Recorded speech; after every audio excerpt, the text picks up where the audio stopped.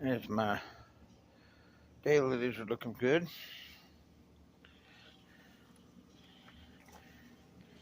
This is Stella Dior daylilies. I got some, I can't remember the name of those flowers.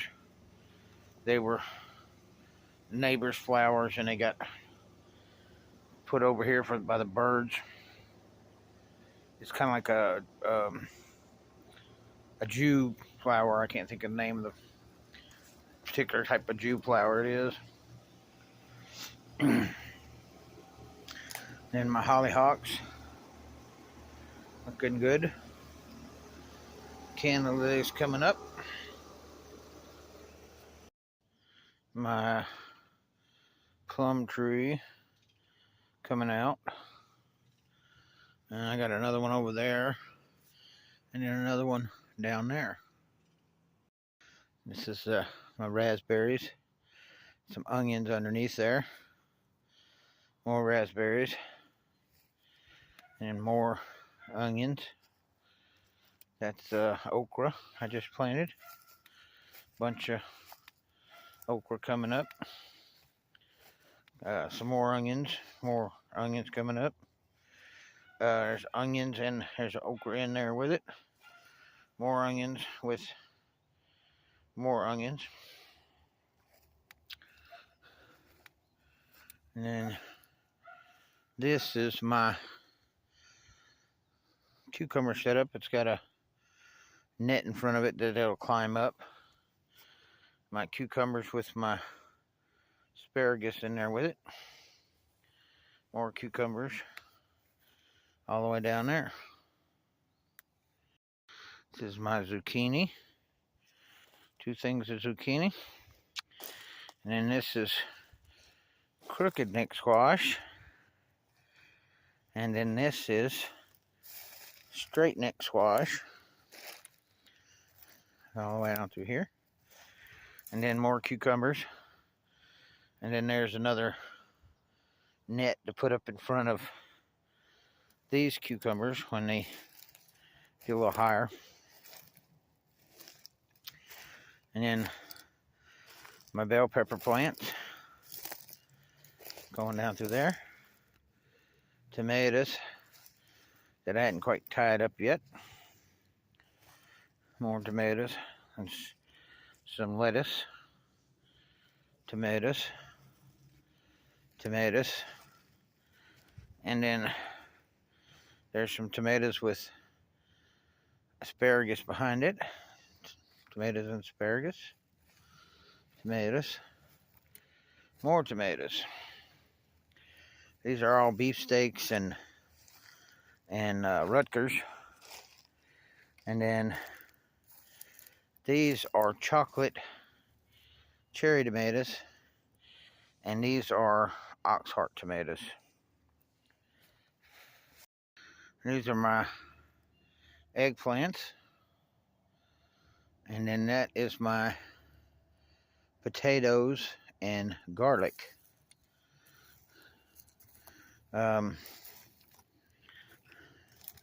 Those are red potatoes over there and garlic.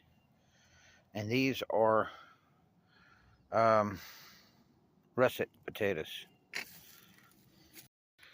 This is my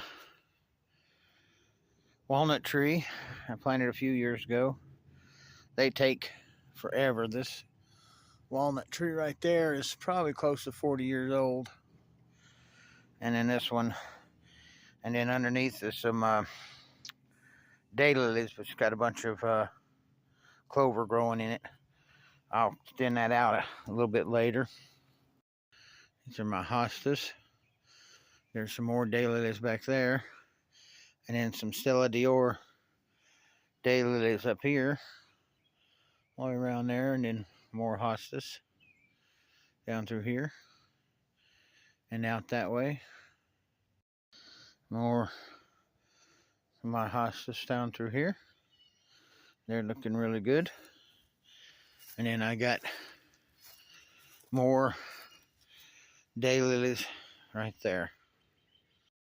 There's my Rose of Sharon and irises more daylilies. Naked ladies right there. And then these are a different kind of hosta. You can see right there. My other two that I had like that died. And then this is my Rose of Texas with some irises around it. Some more hostas coming out. There's a little bee one there. There's a hosta there. Another little bee baby there. And then irises with another Rose of Texas in the middle of it. And of course you can see all these daylilies going down through here.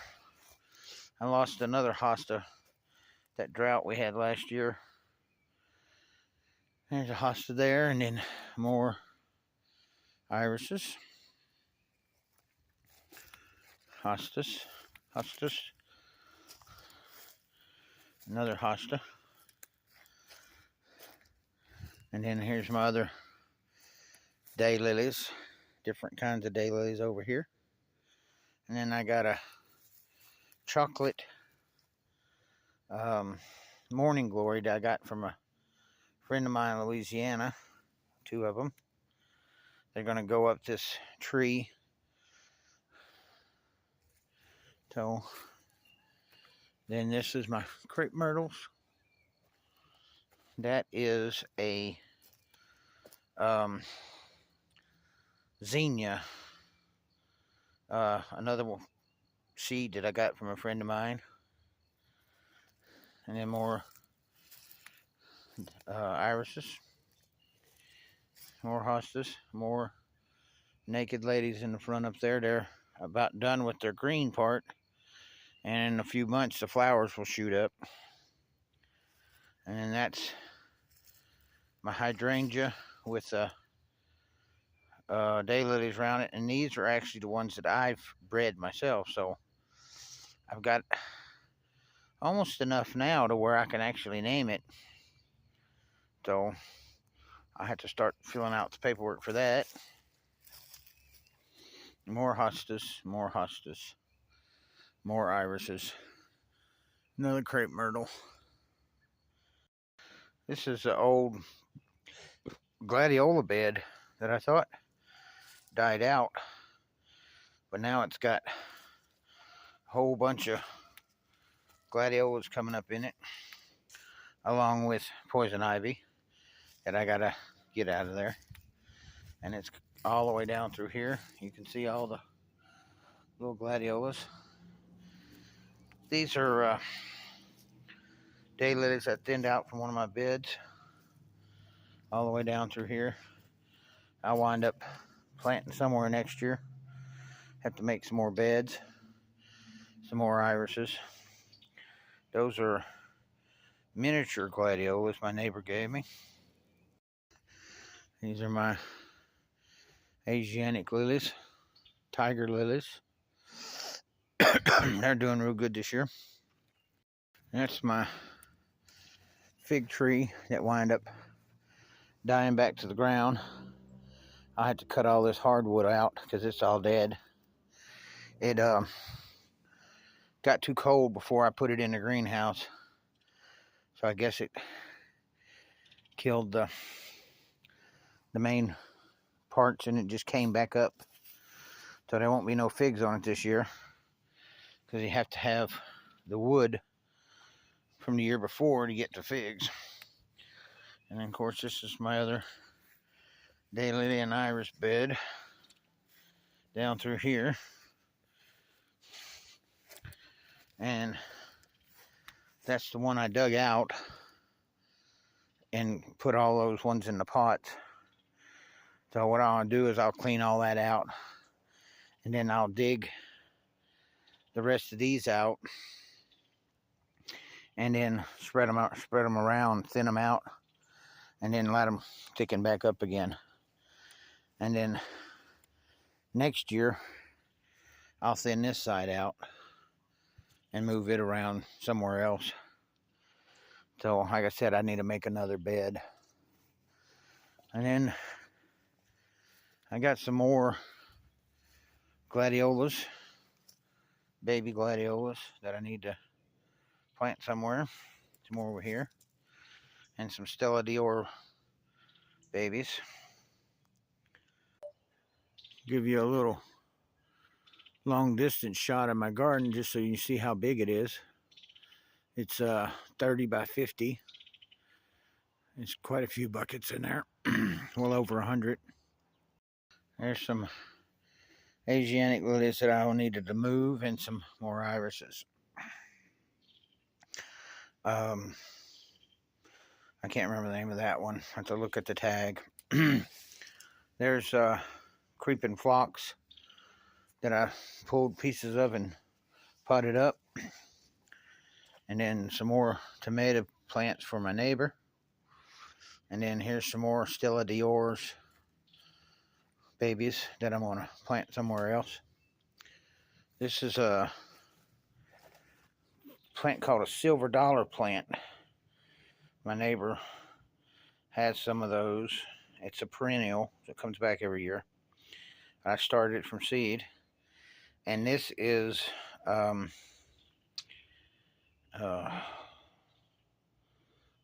don't forgot now. It's a vine-like plant. Creeping cypresses, I think is what they call it. But there's a couple of those. There's some canna lilies I'm going to plant for my neighbor. And, well, that's about it. I hope y'all enjoyed the look of all the plants this year. Please like and subscribe, and you have a good day.